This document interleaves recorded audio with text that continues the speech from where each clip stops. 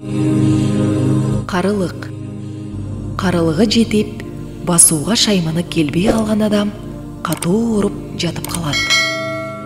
Оорусуна бир шыпа табылып калар деген үмүт менен табыпты чакырат. Табып келип, анын тамырын кармайт, көзүн карайт, тилин чыгартып текшерет. Анан ойлонуп отуруп калат. Эмне болду? Менин оорум коркунучтуубу? Деп сурайт бейтап чыдабай. Эч нерсе эмес, оору карылыктан, дейт табып. Көзүмдүн алды караңгылап, кээде такыр эле көрбөй калып жатам, деп даттанат бейтап. Бул карылыктан, дейт табып. Жеген тамагым сиңбей кыйнайт. Кайгырбаңыз, бул карылыктан. Кээде демим кысылып, дем ала албай калам. Бул да карылыктанбы?